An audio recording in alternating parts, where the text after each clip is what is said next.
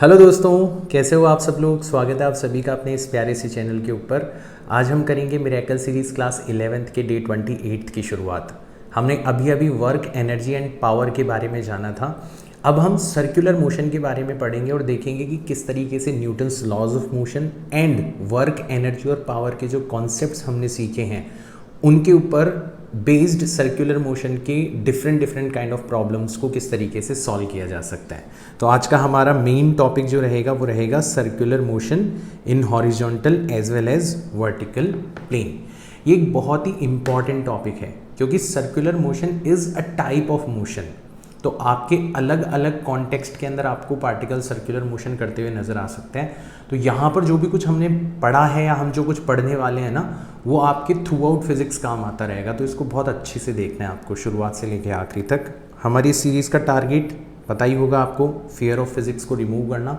क्योंकि अगर आपका फिजिक्स का डर खत्म हो गया तो आप कोई सा भी एग्ज़ाम फोड़ सकते हो। आप बोर्ड्स भी फोड़ सकते हो, नीट भी फोड़ सकते हो, जेईई मेंस का एग्ज़ाम भी फोड़ सकते हो। तो कंटेंट वाइज हमारी सीरीज़ को आप किस एग्ज़ाम के लिए यूज़ करना चाहते हो ये आपका डिसीजन है। मेरा काम है आपको ये एहसास करवाना कि फ़िज़िक्स आसान है। चलो शुरुआत करते हैं, ठीक है। तो सबसे पहले अपन बात करते हैं कि जब हमारा पार्टिकल सर्कुलर मोशन कर रहा होगा तो उसकी मोशन को हम किन किन पैरामीटर्स की टर्म्स में डिस्क्राइब करेंगे। जैसे अगर हमारा पार्टिकल एक स्ट्रेट लाइन के ऊपर मोशन कर रहा होता है तो हम उसकी पोजीशन, उसके डिस्प्लेसमेंट, डिस्टेंस, वेलोसिटी, स्पीड और एक्सेलरेशन की टर्म्स में उसको डिफाइन करते हैं। उसको अपन बोलते थे काइनेमेटिक्स। तो एक तरीके से हम सर्कुलर मोशन की काइनेमेटिक्स पढ़ रहे हैं, ठीक है। तो सबसे पहली क्वांटिटी जो हमारे काम आएगी that is called angular displacement. It is nothing but angle traversed by the particle. अगर आपका पार्टिकल सर्कुलर पाथ के ऊपर मूव कर रहा है, इनिशियल पोजीशन आपको पता है, जैसे शुरुआत में यहाँ था पार्टिकल और घूमते घूमते घूमते घूमते यहाँ पर चला गया, तो सेंटर के ऊपर जो एंगल उसने ट्रेवर्स किया है that angle is called angular displacement. अब now angular displacement is nothing but just angle, जिसको अपन डिफाइन कर सकते हैं arc length divided by radius. अब ये जो आर्क लेंथ है ये असल में पार्टिकल के पाथ की लेंथ है। यानी कि अगर आप आर्क लेंथ या फिर डिस्टेंस निकालना चाहते हो पार्टिकल के द्वारा ट्रेवर्स करी गई तो वो simply radius multiplied by angular displacement के इक्वल हो जाएगी। दूसरी क्वांटिटी जो हमारे काम आने वाली है that is called angular velocity. आप एंगुलर डिस्प्लेसमेंट की टाइम के रिस्पेक्ट में रेट अगर फाइंड आउट करते हो तो वो कहलाएगी एंगुलर वेलोसिटी। तो अगर अपन इंस्टेंटेनियस एंगुलर वेलोसिटी की बात करें तो ये D theta divided by D T के इक्वल हो जाएगी। इसमें हमें थीटा जो है वो as a function of time दिया जाएगा, तो हम उसका डिफरेंशिएट करेंगे और एंगुलर वेलोसिटी फाइंड आउट कर लेंगे। या फिर हमें थीटा और टी के बीच का ग्राफ भी दिया जा सकता है और उसमें जो स्लोप ऑफ द टेंजेंट है किसी पर्टिकुलर पॉइंट के ऊपर वो एंगुलर वेलोसिटी को रिप्रेजेंट करेगा, राइट। और अगर कोई पूछे कि बताओ एवरेज एंगुलर वेलोसिटी कितनी होगी, तो जैसे अपन एवरेज वेलोसिटी निकालते थे टोटल डिस्प्लेसमेंट को टोटल टाइम से डिवाइड कर देते थे, वैसे यहाँ पर अपन टोटल एंगुलर डिस्प्लेसमेंट को टोटल टाइम से डिवाइड कर देंगे। तो बिल्कुल सिमिलर तरीके से हम लोग डिफाइन कर रहे हैं। हाँ, अगर कोई हमसे पूछे कि बताओ एक्चुअल में पार्टिकल की जो स्पीड है सर्कुलर पाथ के अलोंग वो किस तरीके से एंगुलर स्पीड या एंगुलर वेलोसिटी से रिलेटेड होगी, तो यहाँ पर जो स्पीड है वो बेसिकली होती है D S divided by D T. मतलब किस रेट से आपका पार्टिकल डिस्टेंस ट्रेवर्स कर रहे हैं, और एस जो है वो आर इंटू थीटा के बराबर है। आर तो कांस्टेंट है, डिफरेंशिएशन से बाहर आ जाएगा तो बच जाएगा R multiplied by D theta divided by D T, and D theta divided by D T is nothing but omega. तो यहाँ पर हमारी जो स्पीड है वो हो जाएगी आर टाइम्स ओमेगा। तो आपको एक पैटर्न नज़र आ गया होगा कि हमें अगर एंगुलर क्वांटिटीज़ दी हुई है और हमें लीनियर क्वांटिटीज़ निकालनी है तो हम रेडियस से मल्टीप्लाई कर देते हैं। फिलहाल के लिए यहाँ पर पैरामीटर्स की बात कर रहे हैं, तो राइट। अगर ओमेगा हमें मैंने बता ही दिया, अगर थीटा और टाइम के बीच का ग्राफ दे रखा है तो omega slope of the tangent के द्वारा रिप्रेजेंट करी जाएगी। और अगर ओमेगा और टाइम का ग्राफ दिया हुआ है तो हम इंटीग्रेशन का सहारा लेंगे, राइट। या फिर यूं भी कह सकते हैं कि हमारा जो थीटा होगा वो area under the curve of omega T graph के इक्वल होगा। तो जो कुछ भी हमने काइनेमेटिक्स के अंदर पढ़ा था वो एज इट इज़ यहाँ पर यूज आ सकता है, एज इट इज़ उसको आप ट्रांसफॉर्म कर सकते हो in this particular context. Important चीज़ ये बहुत ध्यान से देखना है आपको, अगर अपन एंगुलर एक्सेलरेशन को डिफाइन करें तो angular acceleration is defined as the rate of angular velocity with respect to time, change in angular velocity, यानी कि d omega divided by D t. आपको ओमेगा टाइम की फॉर्म में दिया जाता है तो d omega divided by D t, और अगर आपको ओमेगा थीटा की फॉर्म में दिया जाता है कि अलग अलग एंगल पर ओमेगा कितना है, तो आपका एंगुलर एक्सेलरेशन हो जाएगा omega times D omega divided by D theta. जैसे हमारा एक्सेलरेशन हुआ करता था D V divided by D T अगर टाइम की फॉर्म में दिया जाता था तो, और V D V by D X अगर एक्स की फॉर्म में दिया जाता था। बिल्कुल सिंपली हमने उसी को यहाँ पर यूज़ कर लिया। एवरेज एक्सेलरेशन हो जाएगा final angular speed minus angular initial angular speed divided by total time. ये तो काम की चीज़ हो गई, ये तो हम आसानी से समझ सकते हैं। अब हमारा जो टेंजेंशियल एक्सेलरेशन है, अब आप बोलोगे सर यहाँ पे आपने एक्सेलरेशन वर्ड क्यों नहीं यूज़ किया, टेंजेंशियल स्पेसिफाई क्यों किया है? क्योंकि जब भी कोई पार्टिकल सर्कुलर पाथ के ऊपर मूव कर रहा होता है तो मैं ऑलरेडी आपको बता चुका हूँ कि उसके ऊपर टुवर्ड्स द सेंटर एक एक्सेलरेशन तो वर्क करता ही करता है। इवन अगर आपके पार्टिकल की एंगुलर स्पीड भी कांस्टेंट है, तो भी उसकी डायरेक्शन तो चेंज हो ही रही है, और डायरेक्शन अगर चेंज हो रही है तो कोई ना कोई एक्सेलरेशन वर्क कर रहा है, और वो जो एक्सेलरेशन होता है जो कि आपके सर्कुलर पाथ के ऊपर मूव करते हुए पार्टिकल की डायरेक्शन को चेंज करने का काम करता है। उसको मैग्नीट्यूड चेंज करने से कोई लेना देना नहीं है, उसकी डायरेक्शन हमेशा टुवर्ड्स द सेंटर होती है, and that is called centripetal acceleration. तो वो तो होता ही होता है।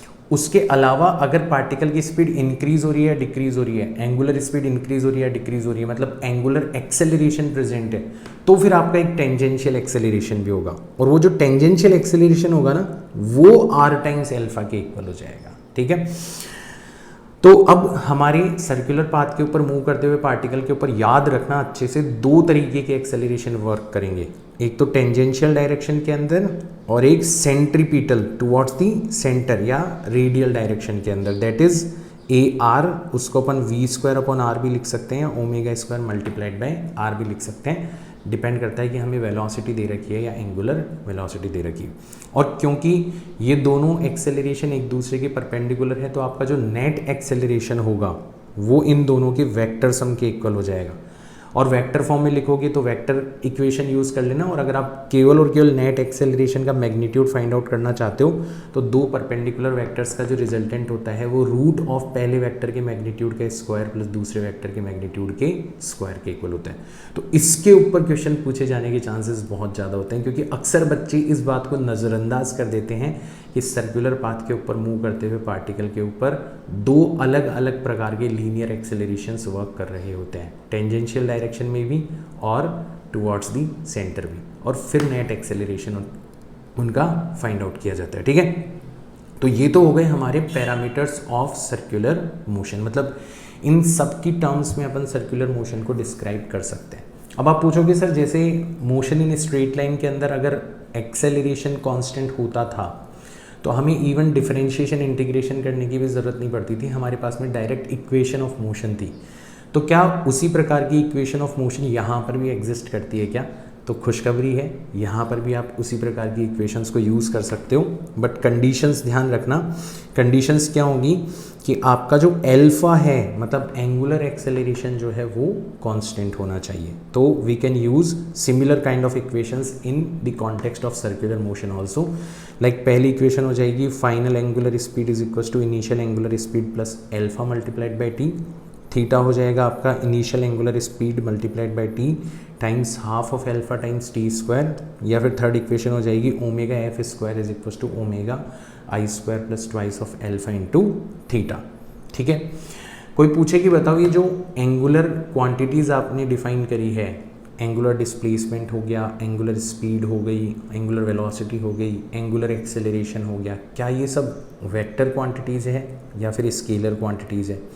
तो देखो हम लोग तो जो 11th-12th के अंदर फिजिक्स पढ़ते हैं ना, उसके अंदर एक प्लेन के अंदर पार्टिकल सर्कुलर पाथ के अंदर मूव करते हैं, तो हम इनको एज ए स्केलर ट्रीट करते हैं, क्योंकि इनकी जो डायरेक्शन है वो अलोंग दी एक्सिस होती है। तो ध्यान रखना ये सब वेक्टर क्वांटिटीज़ हैं और इनकी डायरेक्शन पार्टिकल की मोशन के अलोंग नहीं, पार्टिकल के प्लेन ऑफ मोशन के परपेंडिकुलर अप या डाउन डायरेक्शन के अंदर होती है, इसलिए इनको बोला जाता है एक्सियल वेक्टर्स। एक्सिस के अलोंग इनकी डायरेक्शन होती है। हम राइट हैंड थंब रूल को यूज़ करके इनकी डायरेक्शन फाइंड आउट कर सकते हैं। अपनी उंगलियों को आप पार्टिकल के मोशन के साथ साथ कर्ल करना, तो आपका अंगूठा बता देगा कि एक्सिस के अलोंग अप डायरेक्शन में या डाउन डायरेक्शन में ओमेगा या अल्फा होगा या क्या होगा, राइट। तो थीटा हो गया, ओमेगा हो गया, अल्फा हो गया, ये सब एक्सियल वेक्टर्स हैं and these have directions along axis, और हम राइट हैंड थंब रूल का यूज़ करते हुए ये फाइंड आउट कर सकते हैं। और अगर वेक्टर फॉर्म में आप रिलेशन देखोगे तो आपको फिर क्रॉस प्रोडक्ट यूज़ करना पड़ेगा। वैसे तो अपन लिख देते हैं v is equals to R omega या फिर A T is equals to R alpha, but अगर वेक्टर फॉर्म में लिखेंगे तो v वेक्टर जो हो जाएगा वो ओमेगा क्रॉस आर के इक्वल हो जाएगा। ऑर्डर ध्यान रखना है ना। और टेंजेंशियल एक्सेलरेशन वेक्टर जो होगा वो angular acceleration vector cross R vector, जो भी सेंटर से पोजीशन वेक्टर है उससे हमें इसको क्या करना है, क्रॉस प्रोडक्ट करना है। तो इस तरीके से हम लोग इनको रिलेट कर सकते हैं। तो ये जो छोटे छोटे छोटे छोटे पॉइंट्स मैं आपको बता रहा हूँ ना, ये इतने इंपॉर्टेंट है बच्चों, इतने आसान है अभी आपको लग रहे होंगे, बट इतने इंपॉर्टेंट है कि इन्हीं में बच्चे गलती कर जाते हैं। तो अभी अपन जब न्यूमेरिकल्स करेंगे ना तो आपको गलतियाँ नहीं करनी, संभाल के रखना है इन हथियारों को, राइट। चलो अब अपन बात करते हैं हमारे circular motion in vertical plane के बारे में। देखो हॉरिजॉन्टल प्लेन के अंदर जो सर्कुलर मोशन होगी ना, उसके लिए तो मैं ऑलरेडी आपको न्यूटन्स लॉज ऑफ मोशन के अंदर बता चुका हूँ कि आपको हमेशा पार्टिकल के ऊपर अवे फ्रॉम द सेंटर एक फोर्स लगाना है, pseudo force, centrifugal force m v square upon r या m omega square times r. फिर पार्टिकल के ऊपर अदर फोर्स भी हो सकते हैं, ग्रेविटेशनल फोर्स भी हो सकता है, स्ट्रिंग की वजह से लगने वाला टेंशन फोर्स भी हो सकता है, अदर किसी भी प्रकार का फोर्स हो सकता है। एंड फिर उन फोर्सेस को बैलेंस करना है, जैसे हम न्यूटन्स लॉज ऑफ मोशन के अंदर इन जनरल किया करते थे मोशन को एनालाइज करने के लिए। वहाँ पर हमें वर्क और एनर्जी के कॉन्टेक्स्ट में जाने की ज़रूरत नहीं पड़ती थी। लेकिन अगर हमारा पार्टिकल वर्टिकल प्लेन के अंदर सर्कुलर मोशन कर रहा है तो फिर हमारा केस जो है वो बहुत इंटरेस्टिंग हो जाता है, क्योंकि इस केस में पार्टिकल के साथ साथ उसकी एनर्जीज भी इन्वॉल्व हैं। आप हाइट पर ले जा रहे हो, मतलब काइनेटिक एनर्जी पोटेंशियल एनर्जी में कन्वर्ट हो रही है, और फिर वापस से नीचे आ रहा है, इसका मतलब पोटेंशियल एनर्जी काइनेटिक एनर्जी में कन्वर्ट हो रही है।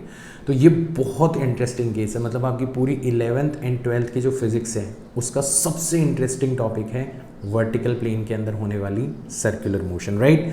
तो अपन एग्जाम्पल लेते हैं। सबसे पहले स्ट्रिंग पेंडुलम का एग्जाम्पल लेते हैं। मतलब एक रस्सी है जिसकी लेंथ हमने यहाँ पर r कंसीडर करी है, उससे हमने एक मास अटैच कर दिया m, वो बन गया हमारा पेंडुलम, और उसको हम वर्टिकल सर्कुलर पाथ के अंदर मूव करवा रहे हैं, ठीक है।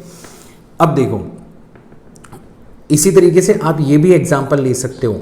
इनसाइड अ स्फीयर, आपका एक स्फीयर है खोखला, और उसके अंदर किसी ब्लॉक को आप किसी भी पॉइंट पर छोड़ोगे तो ब्लॉक स्लाइड करते करते करते करते नीचे वाले पॉइंट पर आ जाएगा। यहाँ तक आते आते उसके पास में स्पीड होगी तो थोड़ा और ऊपर चला जाएगा। तुम जितना तेज़ी से छोड़ोगे तो हो सकता है आपका पार्टिकल उस स्फीयर के अंदर मूव भी कर सके। तो दोनों सिमिलर केस हैं। यहाँ पर स्ट्रिंग पेंडुलम के केस में जो टुवर्ड्स द सेंटर फोर्स लग रहा है वो स्ट्रिंग इन टेंशन है, और जो दूसरा वाला एग्जांपल बताया उसमें normal force towards the centre लगता है, ठीक है ना। तो दोनों बिल्कुल सिमिलर केस है, सेम फॉर्मूलाज आप यूज़ कर सकते हो। तो अपन एक समझते हैं और उन्हीं फॉर्मूलाज को अपन दूसरे वाले केस के लिए यूज़ करेंगे, ठीक है ना।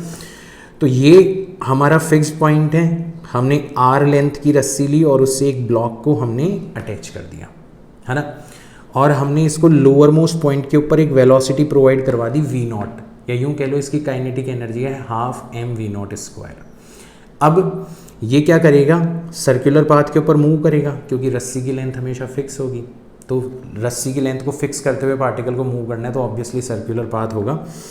तो मूव करते करते करते करते करते जैसे सपोज करो ये किसी दूसरी पोजीशन पर चला गया जो इसके रिस्पेक्ट में थीटा पोजीशन पर है। अपन एंगल की टर्म्स में बात करते हैं, यानी कि इसका जो एंगुलर डिस्प्लेसमेंट है वो कितना हो गया, थीटा हो गया।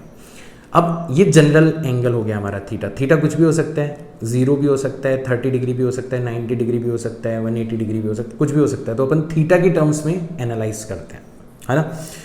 तो इस पर्टिकुलर पोजीशन के ऊपर इसके ऊपर कौन कौन से फोर्सेस लग रहे होंगे, तो एक तो mg लग रहा होगा डाउनवर्ड डायरेक्शन में, एक अवे फ्रॉम द सेंटर एक फोर्स लगता है, हमेशा मैंने बताया था सर्कुलर मोशन करते हुए पार्टिकल के ऊपर लगाना है, centrifugal force mv theta square upon r, right. और एक टुवर्ड्स द सेंटर लग रहा है स्ट्रिंग के अंदर जनरेट होने वाली tension, that is t theta. अब ये जो mv theta square upon r है और जो t थीटा है ये दोनों अलग अलग एंगल पर अलग अलग होंगे, क्योंकि अलग अलग एंगल पर वेलोसिटी भी अलग अलग होगी और उसके फलस्वरूप जो टेंशन फोर्स प्रोड्यूस होगा वो भी आपका अलग अलग होगा, राइट। चलो, और इस पॉइंट पर आते आते पार्टिकल की वेलोसिटी चेंज हो चुकी है। नीचे वाले पॉइंट पर v नॉट थी, यहाँ पर आते आते v थीटा हो चुकी है। यहाँ तक की बात आ गई समझ में। तो ये 3 फोर्सेस लग रहे हैं। अब अगर अपन जो एक्सेलरेशन है उसके परपेंडिकुलर डायरेक्शन में, तो एक्सेलरेशन आपका पार्टिकल टेंजेंशियल डायरेक्शन के अंदर अपनी स्पीड चेंज कर रहा है, तो पार्टिकल का जो टेंजेंशियल एक्सेलरेशन है उसके परपेंडिकुलर डायरेक्शन में आप फोर्सेस को क्या कर सकते हो, बैलेंस कर सकते हो। तो ये जो mg फोर्स है इसका इधर की तरफ कॉम्पोनेंट आएगा mg cos थीटा, ठीक है, और इधर की तरफ कॉम्पोनेंट आएगा mg sin थीटा, ठीक है। तो आप टेंशन फोर्स को बैलेंस कर सकते हो इन दोनों फोर्सेस के सम के द्वारा। ये तो हमने Newton's laws of motion apply कर दिए। साथ ही साथ में इस पूरी की पूरी प्रोसेस में कोई रेजिस्टिव फोर्स नहीं है, सारे के सारे फोर्सेस जो हैं वो कंजर्वेटिव फोर्सेस हैं।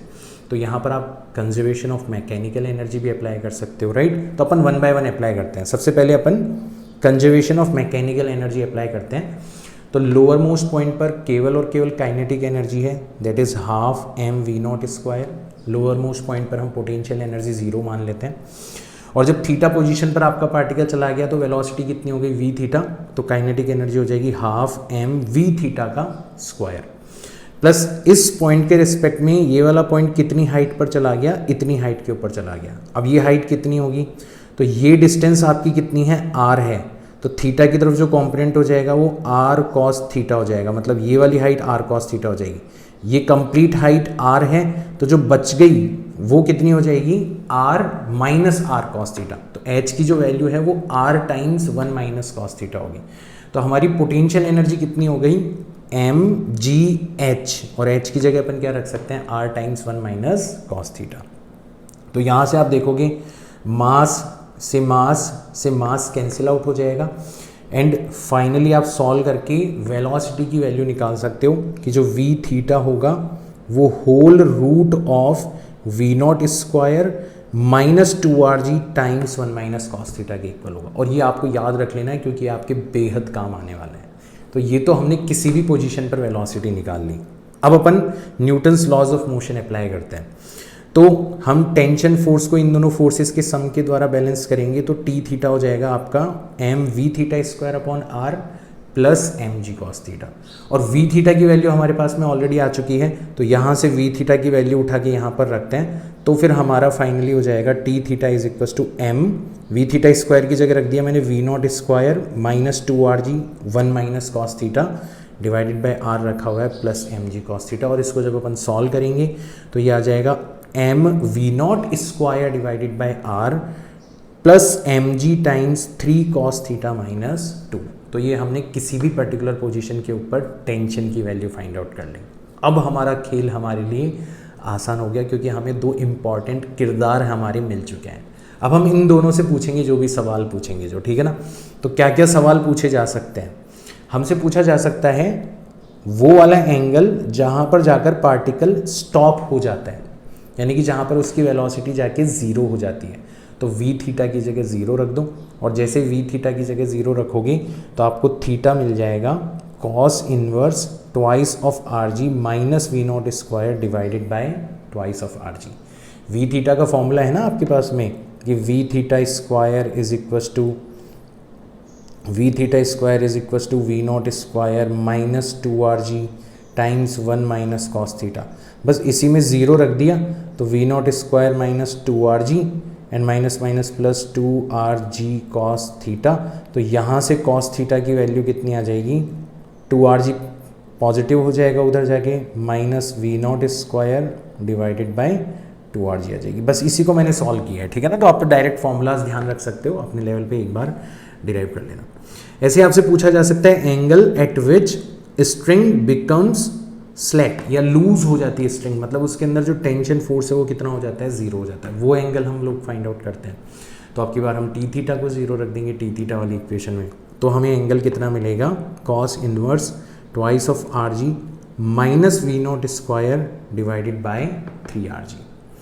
नोटिस करो अलग अलग जगह पर ये दोनों 0 हो रहे हैं, हम उम्मीद कर रहे थे कि यार एक ही पॉइंट होगा जहाँ पर हमारा वेलोसिटी भी ज़ीरो हो जाएगा और टेंशन भी ज़ीरो हो जाएगा, लेकिन ऐसा नहीं है। जहाँ पर वेलोसिटी ज़ीरो हो रही है वो एंगल अलग है, और जहाँ पर टेंशन फोर्स ज़ीरो हो रहा है वो एंगल अलग है। और यहीं से हमारे कुछ इंटरेस्टिंग केसेस बनते हैं। जैसे हमसे बोला जाए कि अगर मान लो लोअर मोस्ट पॉइंट के ऊपर वेलोसिटी कितनी है, √2rg है ना, तो अगर अपन √2rg यहाँ पर रखेंगे या यहाँ पर रखेंगे, दोनों ही जगह पर कॉस इन्वर्स ज़ीरो हो जाएगा। और कॉस इन्वर्स ज़ीरो की वैल्यू कितनी होती है, 90 डिग्री होती है। कॉस 90 की वैल्यू ज़ीरो होती है ना, तो कॉस इन्वर्स ज़ीरो की वैल्यू 90 हो जाएगी। तो हमें पता पड़ गया कि अगर हमारे लोअर मोस्ट पॉइंट के ऊपर वेलोसिटी √2rg है तो 90 डिग्री पर जाके हमारी वेलोसिटी भी ज़ीरो हो जाएगी और टेंशन फोर्स भी ज़ीरो हो जाएगा। ये एकमात्र एंगल है जहाँ पर ये दोनों एक साथ ज़ीरो हो सकते हैं, इसके अलावा नहीं होंगे। इसके अलावा क्या होगा कि मान लो आपकी वेलोसिटी √2rg से कम है, तो √2rg से कम होने की वजह से क्या होगा, आपका v जो है वो पहले ही ज़ीरो हो जाएगा। मतलब एक ऐसा एंगल आएगा जहाँ पर आपकी पार्टिकल की वेलोसिटी ज़ीरो हो जाएगी, पार्टिकल स्टॉप हो जाएगा, बट टेंशन फोर्स अभी तक ज़ीरो नहीं हुआ। टेंशन फोर्स अभी तक ज़ीरो नहीं हुआ, इसका मतलब सेंटर की तरफ फोर्स अवेलेबल है। तो पार्टिकल गया, उस एंगल पर जाकर रुका, टेंशन फोर्स प्रेजेंट है, इसलिए वापस से पार्टिकल सर्कुलर मोशन करने लग गया बैकवर्ड डायरेक्शन में, यानी कि पेंडुलम वाली सिंपल हार्मोनिक मोशन आपको यहाँ पर नजर आएगी। तो इस केस में आपको ऑसिलेशंस होते हुए नजर आएंगे लेस देन 90 डिग्री वाले, है ना भाई। 90 डिग्री से तो कम होगा ही होगा, क्योंकि इस वेलोसिटी पर पार्टिकल 90 डिग्री तक पहुँच रहा है, तो ऑब्वियसली वेलोसिटी इससे कम है, तो 90 डिग्री से कम एंगल पर जाएगा, पार्टिकल स्टॉप हो जाएगा, टेंशन अभी भी प्रेजेंट है, पार्टिकल सिंपल हार्मोनिक मोशन करेगा। और अगर आप √2rg से ज़्यादा कर दोगे तो क्या होगा, if v0 is greater than √2rg then what will happen, then एक ऐसा एंगल आपको मिलेगा which is obviously greater than 90 degree होगा, बट आपका टेंशन फोर्स पहले ज़ीरो हो जाएगा। तो now t will become zero first, यानी कि एक पॉइंट ऐसा आएगा जहाँ पर आपकी स्ट्रिंग जो है वो लूज हो जाएगी, बट स्टिल उसके पास में कुछ वेलोसिटी प्रेजेंट होगी। अब स्ट्रिंग लूज हो गई, इसका मतलब सेंटर की तरफ जो फोर्स है वो ज़ीरो हो गया, इसका मतलब पार्टिकल सर्कुलर मोशन तो कर नहीं सकता, बट फिर भी उसके पास में वेलोसिटी प्रेजेंट है। तो अब क्या करेगा, पार्टिकल आपका उस पर्टिकुलर वेलोसिटी की वजह से प्रोजेक्टाइल मोशन करने लगेगा। ऐसा लगेगा कि जैसे उस पॉइंट पर जाके स्ट्रिंग तो लूज हो गई और किसी ने पत्थर को फेंक दिया किसी पर्टिकुलर एंगल पर, तो आपको वो प्रोजेक्टाइल मोशन करते हुए नजर आएगा। तो इस केस में हमारी प्रोजेक्टाइल मोशन हमें होते हुए नजर आएगी, राइट। तो ये इंपॉर्टेंट रिजल्ट्स है जो कि हमें ध्यान रखने हैं। हम अगर एग्जैक्टली एक वेलोसिटी लें दैट इज √4rg या √4gr, इस पर हम देखेंगे कि हमारा जो टेंशन फोर्स है it will become zero at theta is equal to cos inverse -2/3, और इस पॉइंट पर अभी तक वेलोसिटी ज़ीरो नहीं होगी। इसका मतलब पार्टिकल अभी तक कुछ ना कुछ वेलोसिटी के साथ में मूव कर रहा है, so particle will definitely be in projectile motion. ठीक है, ऐसा कुछ होगा, पार्टिकल यहाँ से जाएगा, इस पर्टिकुलर एंगल पर जाएगा, यहाँ पे टेंशन फोर्स ज़ीरो हो चुका है, बट वेलोसिटी प्रेजेंट है। वेलोसिटी प्रेजेंट है तो उसकी वजह से इसकी जो मोशन है वो अब सर्कुलर पाथ पे नहीं होगी, पैराबोलिक पाथ के ऊपर होगी। ये प्रोजेक्टाइल मोशन करेगा अप टू सम पॉइंट और फिर वापस से ऑसिलेट करने लग जाएगा, राइट। सो ये चीज़ एग्जाम में डायरेक्ट पूछी जाती है, कंडीशंस जो है वो डायरेक्ट आपसे पूछी जाती है। So if your velocity is between √2gr and between √4gr, ठीक है ना, इसको r कर लो, उन दोनों के बीच में है अगर आपकी वेलोसिटी, तो हमें क्लियरली समझ में आ गया कि particle will move up to some angle which is definitely greater than theta is equal to 90 degree. Theta जो होगा वो ग्रेटर देन 90 डिग्री होगा, 90 डिग्री से ज़्यादा होगा। t will become zero, but particle has some velocity and it will move along parabolic path after that which is shown in figure. ये बहुत अच्छे से समझ में आ जाना चाहिए। अब आप यहाँ पे सोच रहे होंगे कि सर एक ऐसी भी तो वेलोसिटी आएगी अगर अपन √4gr से भी ज़्यादा कर देता हूँ कि आपका पार्टिकल जो है वो टॉप मोस्ट पॉइंट तक पहुँच जाए, यानी कि थीटा जो है वो 180 डिग्री हो जाए और वहाँ पर जाकर उसकी टेंशन फोर्स की वैल्यू ज़ीरो हो जाए, और टेंशन फोर्स ज़ीरो होगा बट कुछ वेलोसिटी होगी, तो पार्टिकल वहाँ से फिर अपने आप ही सर्कुलर मोशन, जो rest of the circular motion है, उसको कंप्लीट कर लेगा। तो ये एक इंटरेस्टिंग केस है, इसको अपन बोलते हैं क्रिटिकल केस। और ये कब मिलता है, जब हमारे लोअर मोस्ट पॉइंट के ऊपर वेलोसिटी की वैल्यू होती है √5gr। आप रख के देखना, जैसे आप √5gr रखोगे तो आपको पता पड़ जाएगा कि टेंशन फोर्स ज़ीरो होगा at theta is equal to 180 degree, है ना। और उस पॉइंट पर आपकी जो 180 डिग्री पर वेलोसिटी मिलेगी वो आपको मिलेगी रूट जी आर। आपके पास में वी थीटा का फॉर्मूला है ना, उसमें कॉस थीटा की जगह आप क्या रख देना, 180 डिग्री रख देना थीटा की जगह, तो अपने आप आपको पता पड़ जाएगा कि इस पर्टिकुलर सिनेरियो के अंदर जब आपकी लोअर मोस्ट पॉइंट पर वेलोसिटी रूट 5 जी आर है, टॉप मोस्ट पॉइंट पर टेंशन जीरो हो जाएगी, बट स्टिल उसके पास में कुछ वेलोसिटी बचेगी, that is root g r. और इस वेलोसिटी की वजह से आपका पार्टिकल जो है वो अपनी सर्कुलर मोशन को, वर्टिकल सर्कुलर मोशन को कंप्लीट कर लेगा। So that's why it is critical case. इससे ज़्यादा होगी वेलोसिटी तो ऑब्वियसली कर ही लेगा, राइट। अच्छा, टेंशन फोर्स के बारे में अगर अपन बात करें तो हमारे टेंशन फोर्स की मैक्सिमम वैल्यू होगी थीटा इज इक्वल टू 0 पर। रख के देख लो, थीटा इज इक्वल टू 0 तो मैक्सिमम वैल्यू हो जाएगी दिस, और इसकी जगह m v not square upon r. अब मैंने वी नॉट कितना रखा है क्रिटिकल केस के अंदर, रूट 5 जी आर, तो यहाँ पे अपन 5 जी आर रख देंगे वी नॉट स्क्वायर की जगह। आर से आर कट जाएगा, 5 एम जी और एम जी, तो टोटल कितना हो जाएगा आपका 6 एम जी हो जाएगा। और अगर अपन मिनिमम टेंशन की बात करें तो वो तो हमें पता ही है, theta is equal to 180 degree पर मिनिमम टेंशन है, तो मिनिमम टेंशन की वैल्यू हो जाएगी 0। कोई पूछे कि बताओ क्रिटिकल केस के अंदर मैक्सिमम और मिनिमम टेंशन का डिफरेंस कितना है, आपको पता पड़ गया 6 टाइम्स mg, जो वेट है उसका 6 गुना। अब बच्चों जो मैं आपको ये जो छोटे छोटे पॉइंट्स बता रहा हूँ ना, ये इतने इंपॉर्टेंट हैं, आप बिलीव नहीं करोगे कि ये ही डायरेक्ट क्वेश्चन की फॉर्म में पूछ ले जाते हैं। इन्हीं को आपको एक सिस्टमेटिक तरीके से अपने दिमाग के अंदर बिठाना है। न्यूमेरिकल्स में कैसे अप्लाई करना है वो तो मैं आपको बताऊंगा ही बताऊंगा, बट ये बहुत इंपॉर्टेंट है, राइट। अब अपन बात करते हैं हमारे रॉड पेंडुलम के बारे में।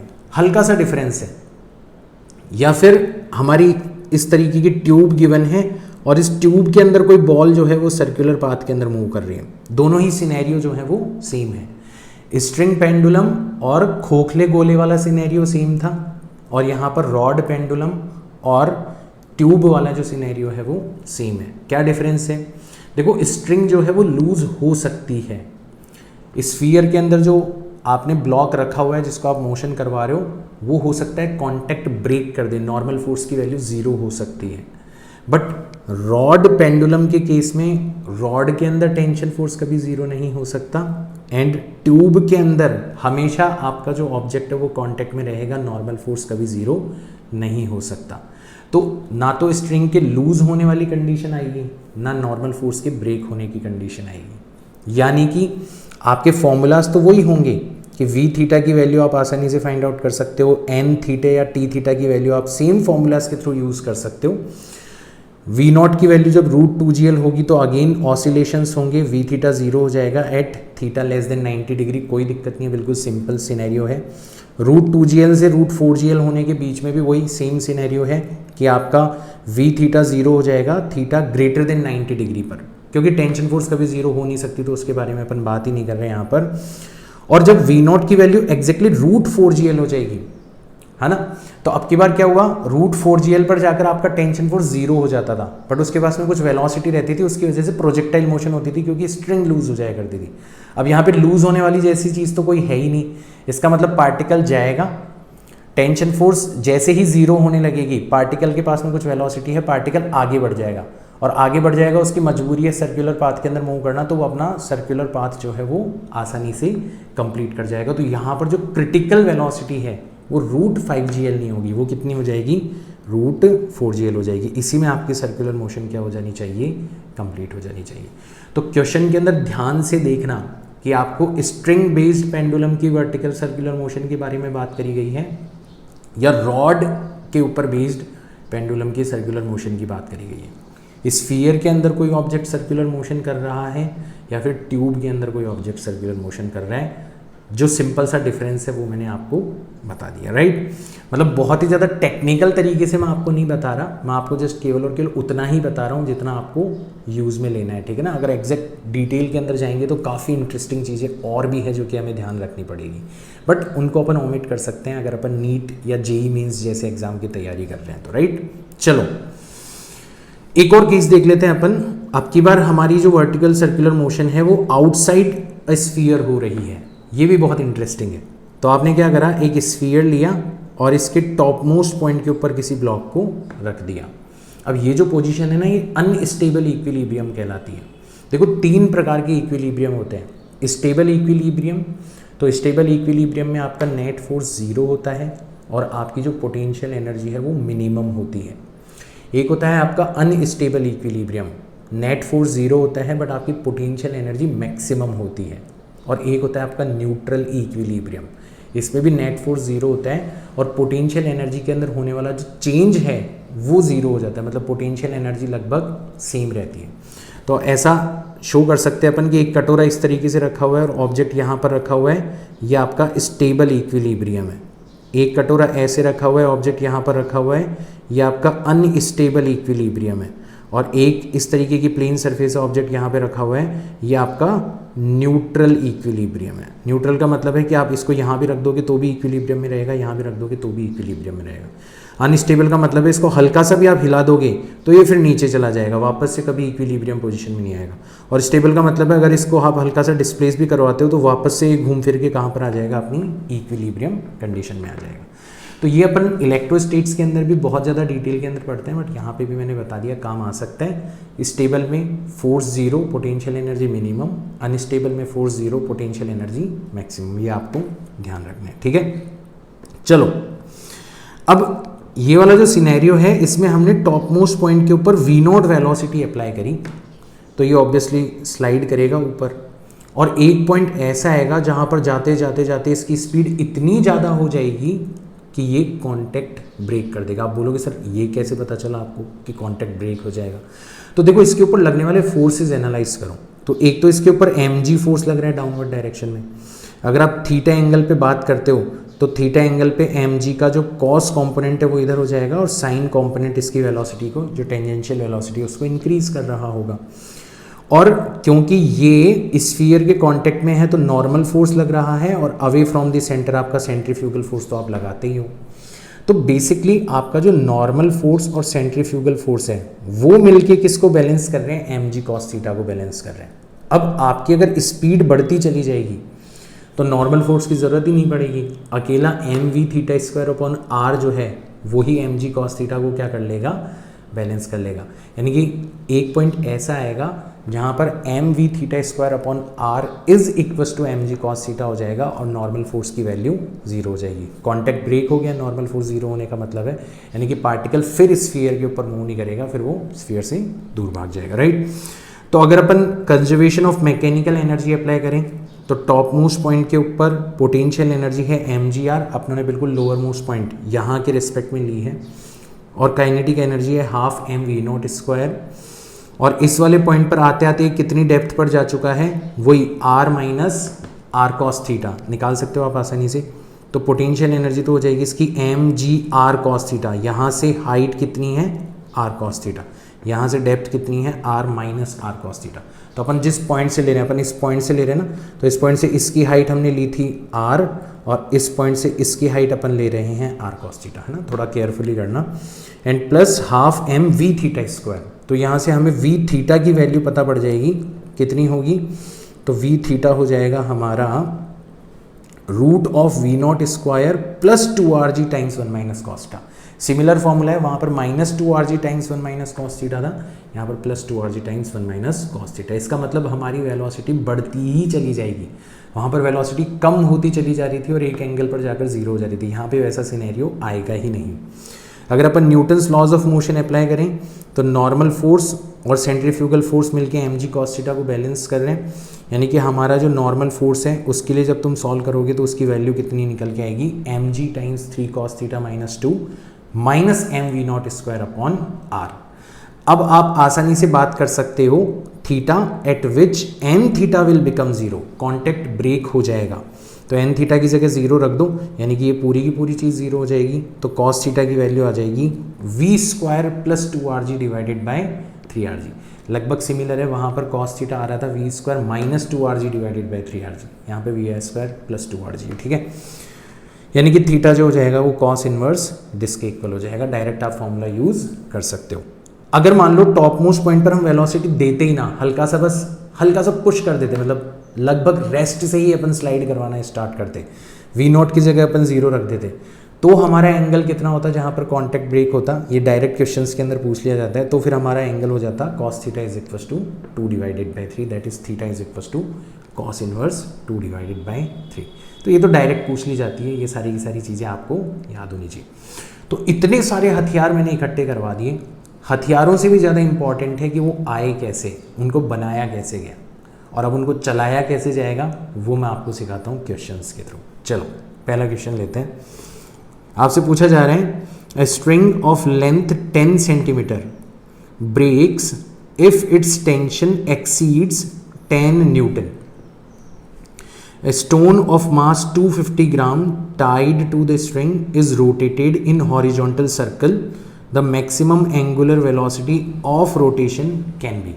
तो हॉरिजॉन्टल सर्कल के केस में हमने न्यूटन्स लॉज ऑफ मोशन के अंदर ऑलरेडी देखा था कि आपका इधर की तरफ जो फोर्स लग रहा होता है वो तो होता है टेंशन फोर्स, और इधर की तरफ जो फोर्स लग रहा होता है वो होता है mv² अपॉन r या mv² अपॉन l, जो भी है।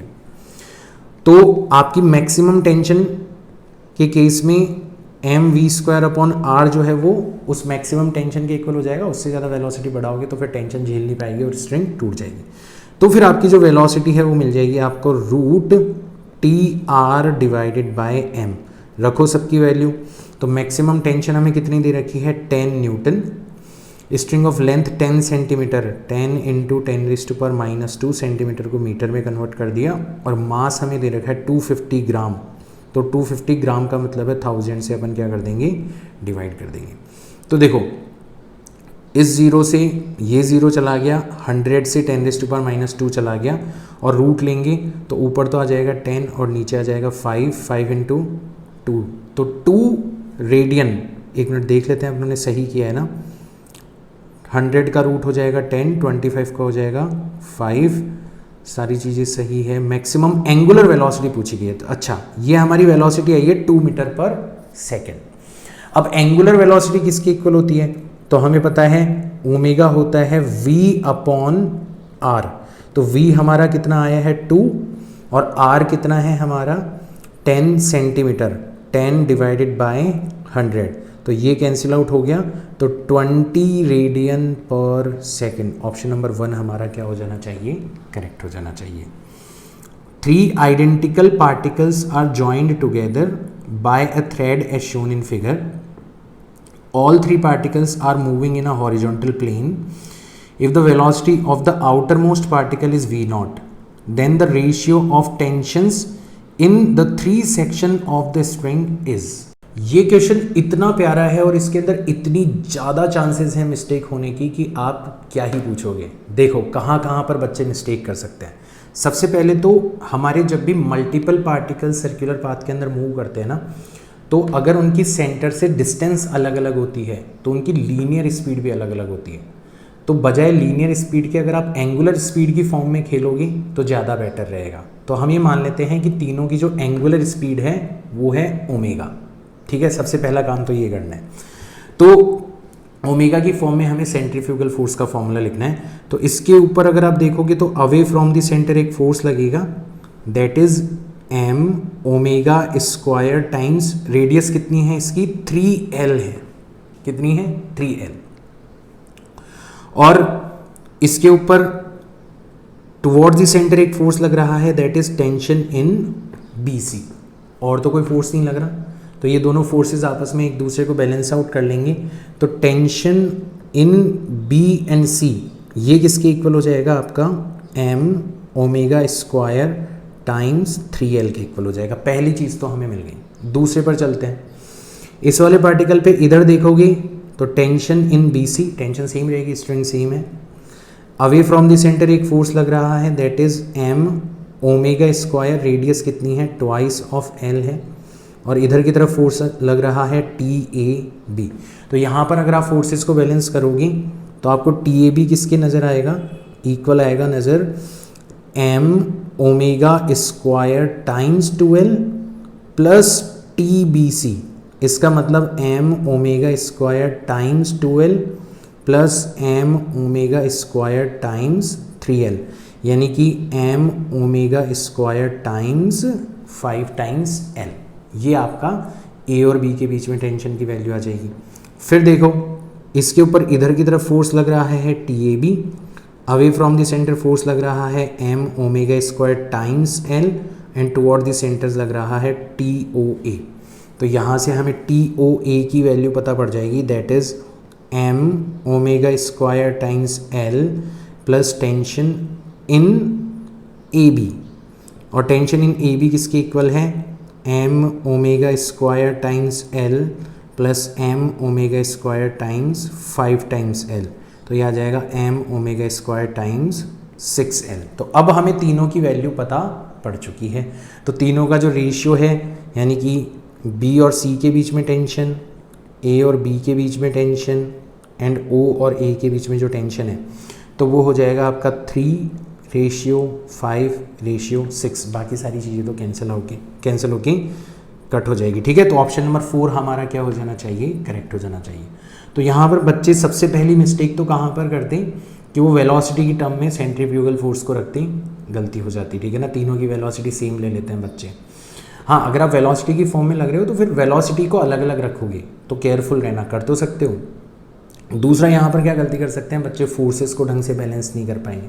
छोटी छोटी गलतियाँ हो सकती है, बट क्वेश्चन बहुत ही इंटरेस्टिंग है, राइट। चलो आगे चलते हैं।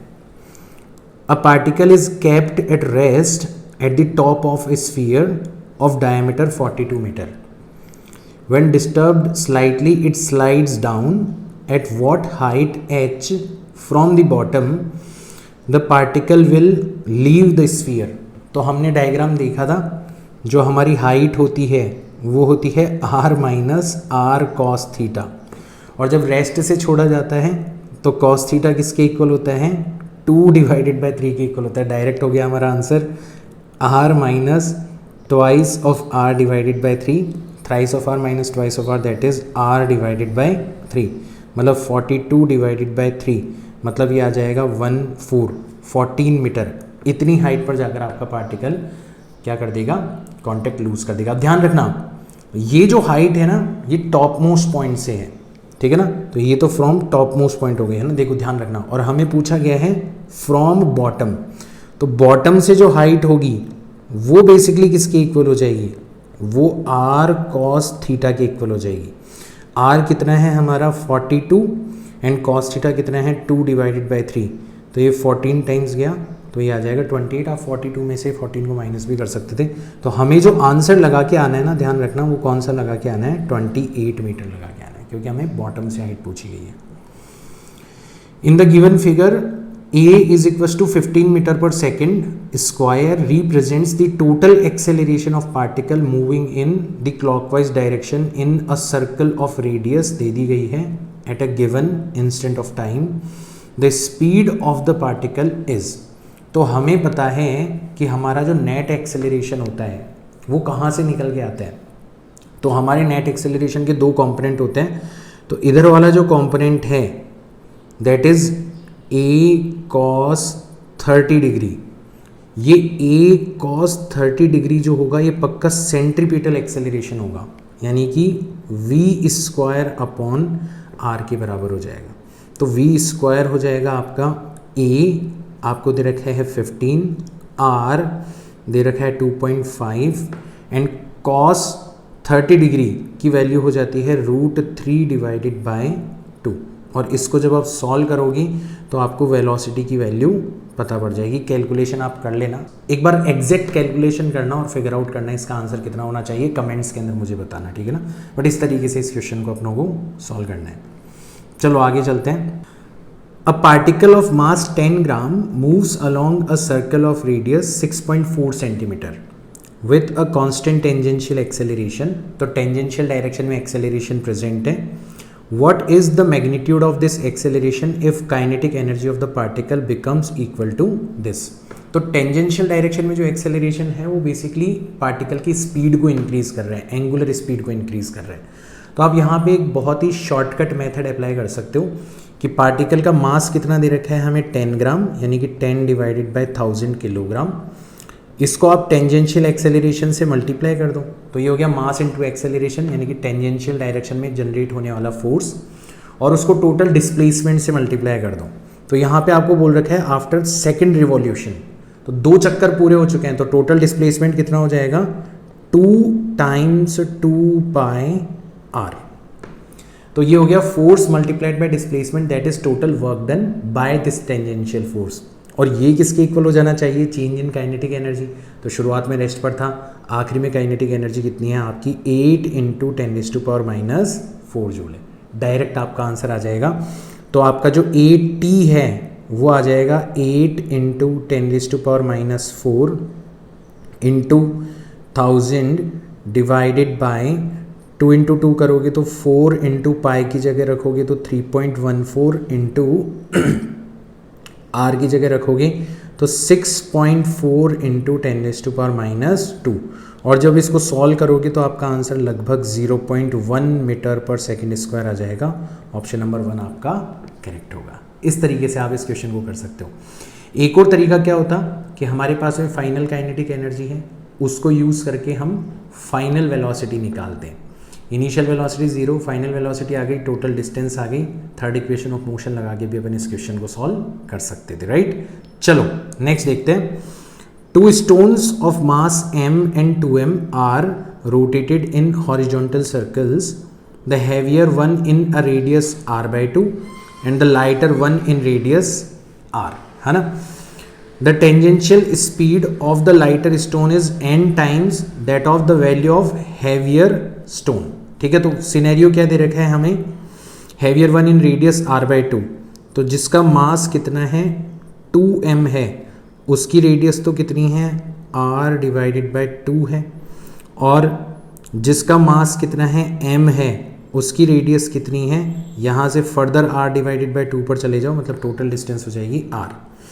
ठीक है, the tangential speed of the lighter stone is n times that of the value of heavier stone when they experience same centripetal force. अब सेंट्रीपिटल फोर्स इसके ऊपर तो कितना हो जाएगा, mass that is twice of m multiplied by जो भी velocity का स्क्वायर होगा। ठीक है, तो हमें देखा tangential speed of lighter stone is n times, तो हैवियर की स्पीड अपन क्या मान लेते हैं, v मान लेते हैं, तो इसका कर दिया अपनों ने स्क्वायर, डिवाइडेड बाय इसकी रेडियस कितनी हो जाएगी r/2 हो जाएगी। और अगर अपन स्मॉल m की बात करें तो इसका मास दे रखा है m, velocity n times they रखी है, तो n square times v square divided by radius हो जाएगी टोटल r। सेंटर से काउंट करनी है अपनों को रेडियस। ठीक है, और ये दोनों हमें कह रखा है कि आपस में इक्वल है, आपस में इक्वल है, तो v स्क्वायर से v स्क्वायर चला जाएगा, m से m चला जाएगा, r से r चला जाएगा, 2 ऊपर जाके कितना बन जाएगा 4 = n² बचेगा, यानी कि n की वैल्यू आ जाएगी 2। ये आपका ऑप्शन नंबर 2 करेक्ट हो जाना चाहिए। आगे देखते हैं। A gramophone record is revolving with an angular velocity omega, a coin is placed at a distance r from the centre of the record, the static coefficient of friction is mu, the coin will revolve with the record if. तो हमें इस तरीके का एक gramophone दे रखा है, ठीक है, ये इसका सेंटर हो गया और यहाँ से r डिस्टेंस पर एक कॉइन रखा हुआ है। अब इसके ऊपर कौन कौन से फोर्सेस लग रहे हैं, एक तो अवे फ्रॉम द सेंटर लग रहा होगा m ω² टाइम्स r, क्योंकि ओमेगा की फॉर्म में हमें आंसर देना है। एक टुवर्ड द सेंटर लग रहा होगा दैट इज फ्रिक्शन, ऊपर की तरफ लग रहा होगा नॉर्मल, और डाउनवर्ड डायरेक्शन में लग रहा होगा mg। नॉर्मल फोर्स mg के इक्वल हो जाएगा और फ्रिक्शन की मैक्सिमम वैल्यू μ/n होती है। तो आप यहाँ पे लिखोगे कि बैलेंसिंग कंडीशन में f जो होगा वो m ω² टाइम्स r के इक्वल होना चाहिए, और f जो है उसकी मैक्सिमम वैल्यू होती है μ/n, यानी कि मैक्सिमम वैल्यू हो जाएगी μ/mg। तो यहाँ पे m से m कट गया, तो r जो है वो लेस देन इक्वल्स टू हो जाना चाहिए μg divided by ω², less than equals to μg upon ω²। Option number 4 आपका क्या हो जाना चाहिए, करेक्ट हो जाना चाहिए। ध्यान रखना बच्चों, ऑप्शन नंबर 1 भी है, तो यहाँ पे आपको पता होना चाहिए कि फ्रिक्शन की मैक्सिमम वैल्यू μ/n होती है, तो इनइक्वालिटी की फॉर्म में आंसर देना है, इसलिए क्वेश्चन बहुत अच्छा है। आगे देखो, a roller coaster is designed such that riders experience weightlessness as they go round the top of a hill whose radius of curvature is 20 metre. The speed of the car at the top of the hill is, यानी कि top most point पर जाकर आपकी जो normal force की value है वो 0 हो जानी चाहिए। तो हमें डायरेक्ट पता है कि इस कंडीशन में हमारी जो टॉप मोस्ट पॉइंट के ऊपर वेलोसिटी है वो कितनी होती है, √rg होती है। अगर अपन करना चाहें तो इस तरीके से निकाल सकते हैं। तो हमें पूछा गया है the speed of the car at the top of the hill is between, तो हमें बताना है किसके बीच में होनी चाहिए टॉप ऑफ द हिल अगर अपन बात करें तो इस तरीके की, देखो इस तरीके का सिनेरियो हमें दे रखा है और हमारी जो कार है वो यहाँ से गुजर रही है ना। अब इसके ऊपर लगने वाले फोर्सेस कौन कौन से होंगे, एक तो mg लग रहा होगा डाउनवर्ड डायरेक्शन में, एक अवे फ्रॉम द सेंटर लग रहा होगा आपका mv² अपॉन जो भी रेडियस ऑफ कर्वेचर है वो, और एक नॉर्मल फोर्स लग रहा होगा, बट नॉर्मल फोर्स 0 हो जाना चाहिए ताकि हमें वेटलेसनेस की कंडीशन फील हो। वेटलेसनेस की कंडीशन फील होने का मतलब है कि अगर हम किसी वेट मशीन के ऊपर खड़े हो जाएं तो उसकी रीडिंग 0 आनी चाहिए। और मैंने आपको ऑलरेडी बताया था न्यूटन्स लॉज ऑफ मोशन के अंदर कि जो व्हीइंग मशीन है वो नॉर्मल फोर्स को मेज़र करती है, यानी कि हमारा mv² अपॉन r जो है वो mg के इक्वल हो जाना चाहिए। m से m चला गया तो v की वैल्यू √rg के बराबर हो जानी चाहिए। ये हमें डायरेक्ट भी पता था और इस तरीके से भी फिगर आउट कर सकते हैं। तो v की वैल्यू हो जाएगी रूट, रेडियस कितनी दे रखी है हमें 20, और g हम ले लेंगे यहाँ पर 9.8, तो ये हो जाएगा आपका 9.8 का 10 चला गया, इससे कैंसिल आउट हो गया √196, तो 14 मीटर पर सेकेंड। अब 14 मीटर पर सेकेंड आपका आंसर जो है वो क्रिटिकल वैल्यू हो गया, मतलब 14 मीटर पर सेकेंड या इससे ज़्यादा होनी चाहिए वैल्यू, 14 से कम नहीं होनी चाहिए, ठीक है ना। तो 14 एंड 15 हो गया, 15 एंड 16 हो गया, 13 एंड 14। तो the speed of the car at the top of the hill, g की वैल्यू 10 लेने के लिए कहा गया था, तो 10 ले लेंगे तो 14 से हल्का सा ज़्यादा आएगा। तो ऑप्शन नंबर 3 हमारा क्या हो जाना चाहिए, करेक्ट हो जाना चाहिए कि 14 और 15 के बीच में हमारी स्पीड होनी चाहिए। देखो बाकी ऑप्शन भी करेक्ट है क्योंकि स्पीड ज़्यादा है, स्पीड ज़्यादा है तो ऑब्वियसली वेटलेसनेस तो होगी, बट वेटलेसनेस के साथ साथ फिर आप ऊपर भी उठने लग जाओगे, मतलब आपका mv² अपॉन r फोर्स जो है वो ज़्यादा हो जाएगा। तो हमें एग्जैक्ट क्रिटिकल वैल्यू के आसपास वाला आंसर देना है, दैट इज़ ऑप्शन नंबर 3। आगे चलते हैं। A stone of mass 0.2 kilogram is tied to one end of a thread of length 0.1 meter. Vertical circle में इसको घुमाया जा रहा है। When stone is at the lowest point of the circle, tension in thread is 52. Then velocity of the stone will be. तो lower most point के ऊपर हमें टेंशन दे रखी है। हमें पता है कि टेंशन का जो फॉर्मूला होता है वो होता है mv0² divided by r plus 3 plus mg times 3 cos theta minus 2, ये होता है ना। तो हमें क्या क्या दे रखा है, stone mass 0.2 kilogram is tied to the one end of a thread, सारी चीज़ें दे दी गई है। The stone is at the lowest point, velocity of the stone will be, तो v0 हमें फाइंड आउट करना है। टी थीटा हमें दे रखा है 52 न्यूटन, मास हमें दे रखा है 0.2, v0 का स्क्वायर डिवाइडेड बाय r हो जाएगा हमारा 0.1 plus m into g 0.2 multiplied by 10, cos 0 की वैल्यू कितनी हो जाएगी 1, 3 माइनस 2 करेंगे तो कितना आ जाएगा 1 आ जाएगा। डायरेक्ट भी लिख सकते थे आप इसको, तो यहाँ से आ जाएगा 52 is equal to 0.2 divided by 0.1 that is 2 v0 square, 0.2 का 10 चला जाएगा, यहाँ से बचेगा 2, तो 52 माइनस 2 करेंगे तो 50 divided by 2 is equal to v0 square, ये बचेगा 25, तो v0 की वैल्यू आ जाएगी आपकी 5 मीटर पर सेकेंड। ऑप्शन नंबर 2 आपका क्या हो जाना चाहिए, करेक्ट हो जाना चाहिए। देखो डायरेक्ट फॉर्मूला भी अप्लाई कर सकते हो या अपने हिसाब से न्यूटन्स लॉज ऑफ मोशन भी अप्लाई कर सकते हो, फोर्सेस को एग्जैक्टली ड्रॉ करके बैलेंस भी कर सकते हो। बट क्योंकि अब अपने पास में हथियार है तो अपन डायरेक्ट हथियारों को चलाना सीख रहे हैं, इसलिए मैंने फॉर्मूला बेस्ड अप्रोच आपको बताई है। आगे देखो, a frictionless track ABCDE ends in a circular loop of radius r. A body slides down the track from point A which is at height h is equals to 5 cm. Diagram में सब दिख रहा है। Maximum value of r of the body to the successful completion of this loop is. तो हमें पता है कि क्रिटिकल कंडीशन में जो लोअर मोस्ट पॉइंट पर वेलोसिटी है वो कितनी होनी चाहिए, √5gr होनी चाहिए। तो अपन क्या करते हैं, सबसे पहले कंजर्वेशन ऑफ मैकेनिकल एनर्जी लगाते हैं। तो यहाँ पर काइनेटिक एनर्जी तो 0 है और पोटेंशियल एनर्जी कितनी है आपकी mgh, और यहाँ पर काइनेटिक एनर्जी कितनी हो जाएगी, हाफ इंटू मास इंटू इस वेलोसिटी का स्क्वायर एंड पोटेंशियल एनर्जी हो जाएगी 0। तो दोनों को इक्वल रखते हैं, तो आप देखोगे mgh किसके इक्वल आ जाएगा, half of m into 5gr के इक्वल आ जाएगा। m से m चला गया, g से g चला गया, तो यहाँ पे h जो है वो कितना आ रहा है 5r डिवाइडेड बाय 2। तो आपसे पूछा गया था मैक्सिमम वैल्यू ऑफ r, हमें h कितना दे रखा है 5 सेंटीमीटर दे रखा है, तो r हो जाएगा twice of 5 centimetre divided by 5, तो ये कैंसिल आउट हो गया, तो 2 सेंटीमीटर आपका आंसर आ जाना चाहिए। ऑप्शन नंबर 2 इज करेक्ट, ये हमें पता पड़ गया। और देखो पूछा गया है stone tied to one end of light string is rotated around a vertical circle if the difference between the maximum and minimum tension experienced by the string wire is 2 kilogram weight, then the mass of the stone must be। कितना आसान question है। हमें पता है कि critical condition के अंदर जब तक कहा नहीं जाए तब तक अपन क्रिटिकल कंडीशन ही लेंगे। हमारी जो मैक्सिमम टेंशन है और जो मिनिमम टेंशन है ना, इनका डिफरेंस कितना होता है 6 mg होता है, और हमें कितना दे रखा है क्वेश्चन के अकॉर्डिंग 2 किलोग्राम वेट, यानी कि ट्वाइस ऑफ g दे रखा है।